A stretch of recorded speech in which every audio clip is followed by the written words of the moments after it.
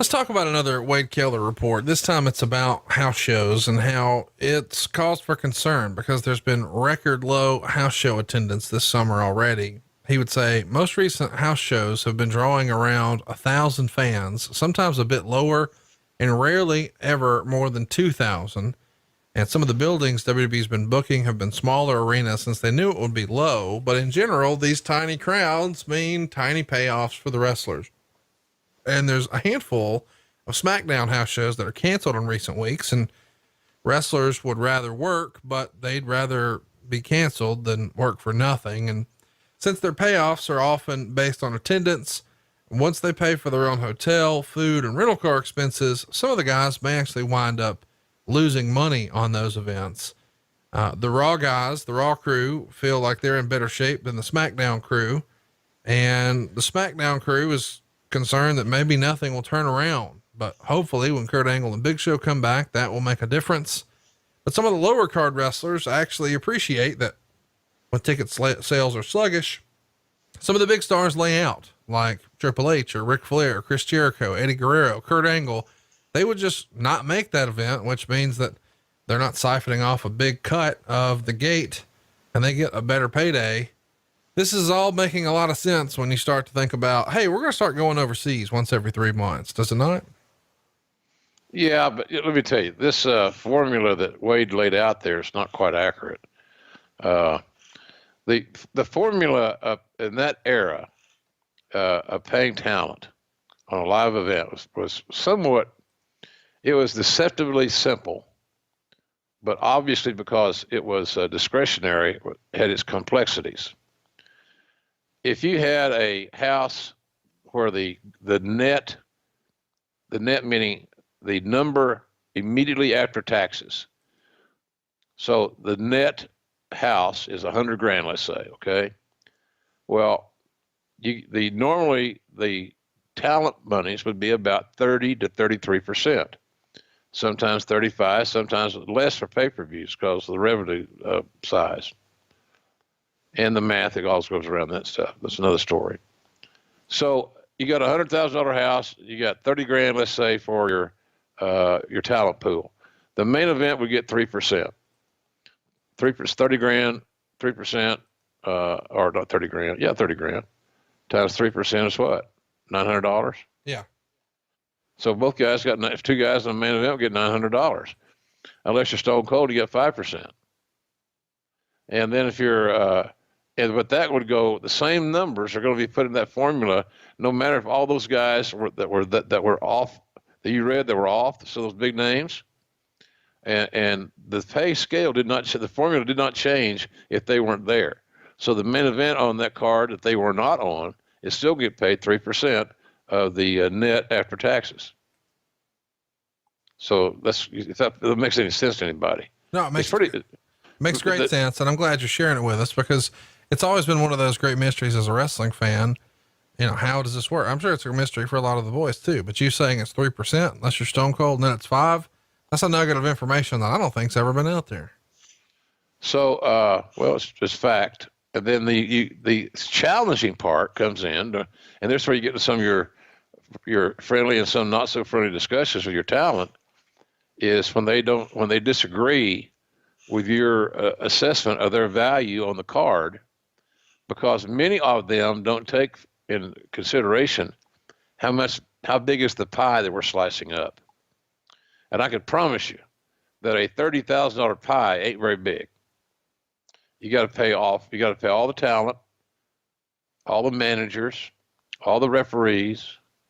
So any talent appearing before the live audience on a live event, obviously we're talking about, has to be paid. So that's kind of how that worked, and it was tough to. It was discretionary, so there's no right or wrong. Right. So somebody could come to me and say, "I think I got shortchanged his pay." I said, "What are you basing it on?" Then you find out, well, so and so said he got this. I said, well, so and so's lying. And I said, go get so and so. Bring him into my office. Did you tell him he made blank for the show? Then they cover their mouth like they're little kids and laugh, giggle. Yeah. Why did you lie to him? Oh, I just want to get a rise out of him. Well, you did. Here he is. here you are taking up my time that don't need to be relegated to you two knuckleheads. So you get that at the time. Guys get all stirred up, or they get a call from their wife saying that I just got the MasterCard bill. Holy God, honey! So it's crazy. It's a whole different world in that payoff world. And I don't know how they're doing it now. To be honest with you, I really don't. I don't know if the guys are on these big downside guarantees. They get that every week like a salary. And how are the royalties? Not the royalties. How are the bonuses for live events and pay-per-views? How are they factored in? It's another good question, because the royalties are straightforward. I got a royalty check from them this week. I appreciate it. Thanks, Vince. And it needs to be a little bigger, but nonetheless, I appreciate it. Let's go to the go home edition of Raw right before Vengeance 2004. You and Lawler are going to open the show, and you're going to say that Eugene is the GM for the night, and he's going to make Jerry Lawler, Stacy Keibler, Tyson Tomko, Chris Jericho, and Tajiri play musical chairs, and the winner gets a title shot. Jericho wins, and Eugene reveals it's for the Intercontinental title. What do you think of making Eugene the GM and musical chairs? Would the Cowboy have booked it that way? I don't think so. I love Nick Dinsmore. He's got a promotion in the Dakotas, I think South Dakota. He married Miss South Dakota. He really outkicked his covers, that rascal. He's got a good wrestling school. I think the world of the guy. But he was a comedy act, albeit a very talented comedy act, but he was a comedy act. And I thought we saw too much of it. I thought that we were on to something. The gimmick had some legs, but it wasn't a decathlete's legs. It was a sprinter's legs. Short distance, short length of time, in and out. But we started overexposing him, I thought, and it shortened his shelf life at the hands of the promotion. Bad decision making. Next up, we've got La Resistance getting a win over Rhino and Val Venus in about 4.5 minutes. And then Eugene's going to tell Evolution that he's going to team with Ric Flair against La Resistance and Vengeance. And Triple H comes out and is doing a promo about his title match with Chris Benoit at the pay-per-view when Edge interrupts and vows that he's going to take out Evolution one member at a time. They fight, and then Edge bails and the rest of Evolution comes out.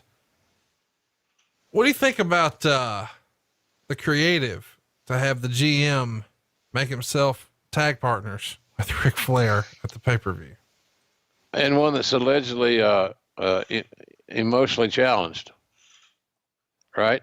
Yeah. It's a stretch, man. It's just, he got a laugh the first time around. He entertained the right people, and all of a sudden he gets a callback. And he comes with his callback, comes more lines. He's in more scenes. And that's where I say we overexposed him, and we allowed that candle to burn much quicker than it needed to be. So it's just, a lot of that stuff there it had no logic. It truly was eye rolling. And it was, some of it was completely void of logic. And Eugene, in that role, I can see him being somebody's little buddy, their sidekick, their tag team partner, a lot of things. But this is just like, okay. And I think it's done, it's like a lot of those casting of those roles. That whole role, the Raw GM, the SmackDown GM, the AEW GM, or whatever, all that, it's run its course, man. People want something new, something different, so give it to them. Let's talk a little bit about Vince McMahon. Vince is back at this show. He missed the Raw prior. He had a bout with diverticulitis that meant he couldn't make that Raw. He's back here. Did Vince, was he a big proponent for Eugene? It feels like something he would have been all about. Yeah, Vince liked Eugene. Look, Conrad, nobody disliked Eugene because you knew the guy behind the character. Right. He's a sweetheart of a guy. There's no way you could not like Nick Dinsmore. But the character had its limitations. It had its boundaries. And for whatever reason, it seems like it's an obsession in wrestling in general for people to try to recreate what they already have, just change for change's sake. And in just in your life in general, change for change's sake is stupid. Right. So I think Vince liked him. He entertained him. And then, of course, as we hear and we see and we know that when the writers find something that Vince likes, they write in that direction with that slant, because in their little feeble minds and their little balls that wouldn't fit into a thimble balls, they'll do whatever they can or they need to ingratiate themselves to the boss. Not knowing that he's paying attention to your ass kissing, not knowing that he don't get it, and the best way for you to get over is to go get positive results in your job description. That might be a start. Hey, it's Conrad Thompson. Thanks for checking out the podcast here on YouTube. Be sure to hit the subscribe button and the notifications bell so you get a notice anytime we upload some new content. And go save yourself some money right now. If you're in a 30-year loan or you have credit card debt, it's not a matter of if I can save you money. It's a matter of how much. Find out right now for free at SaveWithConrad.com.